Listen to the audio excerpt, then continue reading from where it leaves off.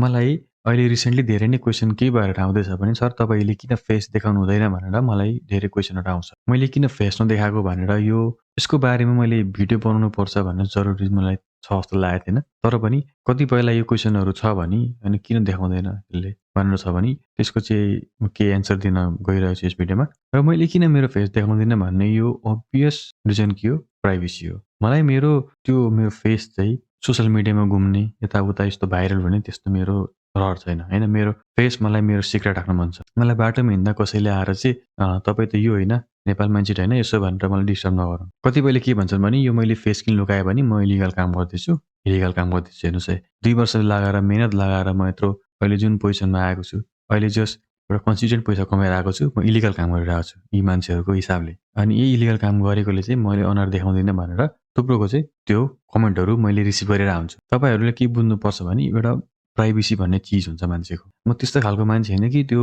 Famous हुनलाई आफ्नो छोराछोरीको टिकटक हाल्ने होइन, छोराछोरीलाई त्यो लेबर गर्न लाएर तपाईँले देख्नुहुन्छ नि टिकटकमा बुढाबुढीको फोटोसोटो हाल्ने यताउता एक्टिङ गरेर देखाउने अनि त्यसरी फेमस हुन खोज्ने त्यस्तो खालको मान्छे होइन म। मेरो प्राइभेसी एकदम म सिक्रेट राख्ने खालको मान्छे हो। मैले सानोमा मैले फेसबुकहरू चलाएँ, इन्स्टाग्रामहरू चलाएँ। तर अहिले भने मेरो कुनै सोसल मिडिया छैन एकाउन्ट। किनकि मलाई म के गर्दैछु, म कहाँ छु भनेर कसैलाई देखाउन मलाई रहर लाग्दैन। किनकि मलाई मेरो जुन प्राइभेट लाइफ छ मैले त्यो सिक्रेट राख्न मन छ। जो मसँग क्लोज छन्, जसलाई मेरो फोन नम्बर थाहा छ, जुन चाहिँ मेरो असली साथी हुन्, उनीहरूलाई मेरो बारेमा थाहा छ। म त्यति भन्छु। मलाई त्यस्ता साथीहरू चाहिन्छ। त्यस्तो साथीहरू मात्र मलाई ठिक लाग्छ। तिनीहरू चाहिँ असली साथी हुन्। यो फेसबुकमा हेलो हाई भन्ने त्यस्तो साथीहरू मलाई ठिक लाग्दैन। अर्को कुरो के पनि हो भने अब मैले यो जुन च्यानल खोलेको छु यो भनेको कुनै पनि कमेडी, इन्टरटेनमेन्ट खालको भिडियो होइन। यो भनेको फाइनान्स रिलेटेड हो। तपाईँलाई पैसा कमाउन सिकाउने मेरो एउटा च्यानल हो। त्यसैले अब यहाँनिर केही कुरो सिकाउँदैछु भने मैले अब फेस देखाएँ भने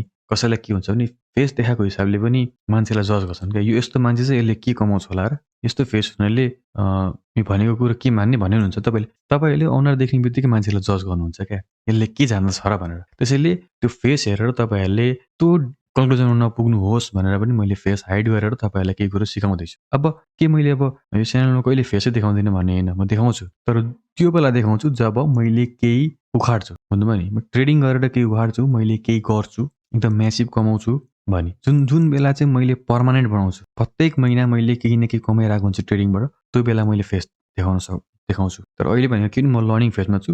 जे कुरा गर्दाखेरि पनि मैले जे लर्न गर्दैछु तपाईँलाई म त्यही कुरा सेयर गर्दैछु। त्यही भएर अहिलेको यो फिलहाल स्टेजमा चाहिँ म तपाईँलाई फेस देखाउन सक्दिनँ। र जुन बेला म अलिकति ठुलै एमाउन्टको फन्डेड हुन्छु होइन, जस डेली राम्रो अर्निङ गर्छु, मैले पर्मानेन्ट बनाउँछु नि जुन बेला म अर्निङ ट्रेडिङबाट, त्यो बेला तपाईँलाई म फेस देखाउँछु। र अहिले म अर्निङ फेजमै छु। अहिलेको बेलामा यदि मैले फेस देखाएँ भने के हुन्छ भने र यदि मैले कन्सिस्टेन्ट प्रफिट गर्न सकिनँ भने के हुन्छ भने मान्छेहरूले मलाई हेट गर्ने अनि मेरो अनुहार युज गरेर ट्रोल गर्ने त्यस्तो नहोस् भनेर हो। किनकि मलाई मेरो प्राइभेसीको एकदमै इम्पोर्टेन्स छ। मलाई मान्छेले के भन्छन् मलाई त्यो एकदमै खाँचो हुन्छ।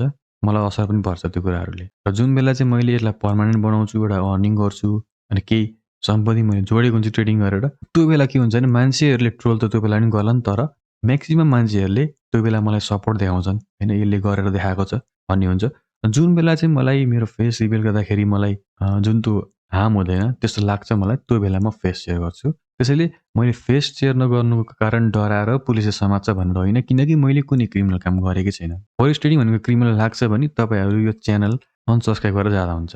क्रिमिनल भनेको कसैलाई हानि गर्दैछौँ भने त्यो क्रिमिनल एक्टिभिटी हुन्छ। हामीले मेहनत गरेर कमाइरहेको छौँ यहाँनिर। कसैले फोरेक्समा 1 रुपियाँ कमाएर देखाओस् हामीलाई, कसैले सक्छ? कमायो भने 1 महिना 2 महिना कमाउला। लगातार कमाउन सक्छ? त्यो लगातार कमाउनको लागि कति पीडा भोगेको हुन्छ एउटा ट्रेडरले। त्यस्तो पीडा भोगेर त्यस्तो कुरो सहेर एउटा ट्रेडरले पैसा कमाइरहेको छ भने त्यो कसरी क्रिमिनल हो?